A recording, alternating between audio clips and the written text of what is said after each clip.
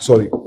Hi guys, welcome back to a brand new video of AF Labs. I am your दोस्त and host दीप सैगल। अगर आप भी चाहते हो कि आपकी इस वीडियो सिनेमैटिक और प्रोफेशनल लगे तो सिर्फ एक्सपेंसिव कैमरा लेने की कोई जरूरत नहीं है और खाली एक एंगल चेंज करने से आपकी स्टोरी और इमोशंस दोनों चेंज हो जाते हैं। चाहे आप यूट्यूब वीडियो बना रहे हो या फिर रील शूट कर रहे हो या शॉर्ट फिल्म क्यों ना बना रहे हो, camera angles are your secret weapon.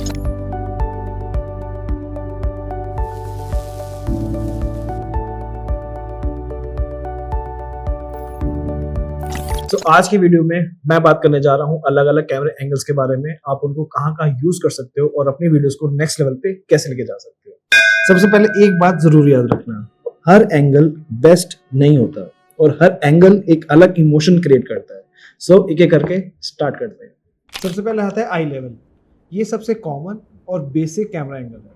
Camera बिल्कुल आपकी आई लेवल पर होता है। इसका use dialogue scenes, interviews and normal conversations में आता है, या फिर जब डायरेक्टर चाहता है कि आप कहीं और ध्यान ना दो, खाली आप कैरेक्टर के चेहरे पे, उसके एक्सप्रेशंस पे ध्यान दो। वो नहीं चाहता कि आप कैरेक्टर को पावरफुल समझो या वीक, वो सिर्फ चाहता है कि आप उसे एक नॉर्मल इंसान की तरह देखो। आई लेवल ऑडियंस को रिलेटेबिलिटी फील करवाती है। ऐसा लगता है कि जैसे हम भी उसी कन्वर्सेशन का पार्ट है। जैसे कि इस वीडियो में भी एग्जैक्टली यही टेक्निक यूज हुई है। कैमरा एक्टर के आई लेवल पर है, जिससे ऑडियंस को ऐसा फील होता है कि जैसे वो उसके सामने खड़ी हो। कैरेक्टर के एक्सप्रेशंस, बॉडी लैंग्वेज और डायलॉग नेचुरली कनेक्ट होते हैं बिना किसी ड्रामेटिक कैमरा मैनिपुलेशन के।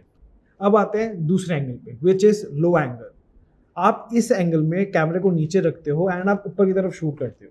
नाउ इमेजिन कैमरा अपने नीचे ग्राउंड पे रख रखा है एंड आप कैरेक्टर को ऐसे नीचे से ऊपर देख रहे हो। एंड मजे की बात ये है कि कैरेक्टर, डायलॉग एंड कॉस्ट्यूम सब सेम है।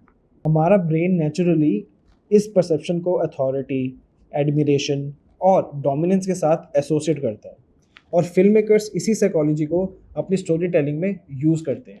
इसलिए जब किसी हीरो की ग्रैंड एंट्री होती है या विलेन को इंटिमिडेटिंग दिखाना होता है या कोई लीडर, किंग, सीईओ या सुपर हीरो स्क्रीन पर आता है तो directors often choose a low angle shot. जैसे कैमरा अजय देवगन के कैरेक्टर को नीचे से फ्रेम करता है, जिससे उनकी पुलिस की यूनिफॉर्म, कॉन्फिडेंट बॉडी लैंग्वेज और काम एक्सप्रेशन और भी इम्पैक्टफुल लगते हैं। बिना किसी डायलॉग के भी ऑडियंस को फील हो जाता है कि सीन में अथॉरिटी और कंट्रोल इसी कैरेक्टर के पास है।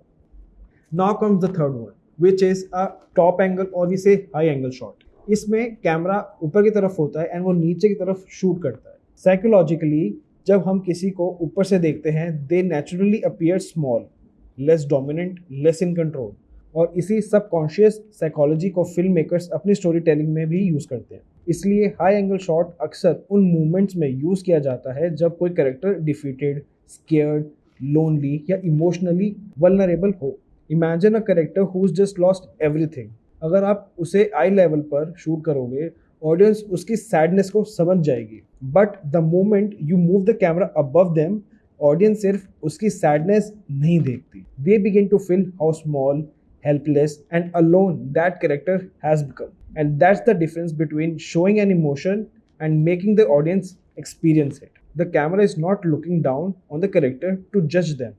It's inviting the audience to witness their vulnerability.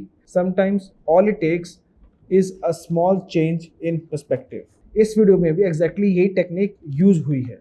Camera सीधा ऊपर से क्राउड को कैप्चर करता है और बीच में खड़ा कैरेक्टर सबके बीच होते हुए भी अकेला नजर आता है। ये फ्रेमिंग उसकी हेल्पलेसनेस और आइसोलेशन को बिना किसी डायलॉग के कन्वे करती है।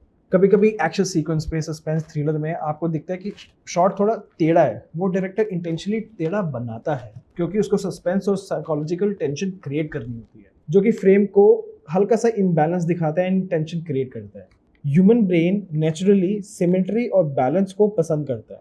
इसलिए जैसे ही फ्रेम टिल्ट होता है, ऑडियंस को सबकॉन्शियसली लगता है कि कुछ ठीक नहीं है। इसी वजह से Dutch angle thrillers, psychological dramas और एक्शन फिल्म में बहुत ज़्यादा यूज होता है।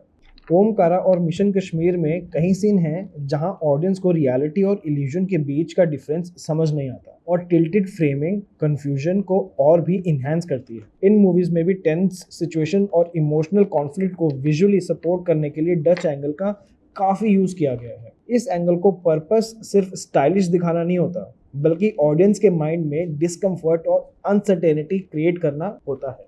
तो ये थे कुछ इंपॉर्टेंट कैमरा एंगल्स जो हर एक क्रिएटर को आने चाहिए।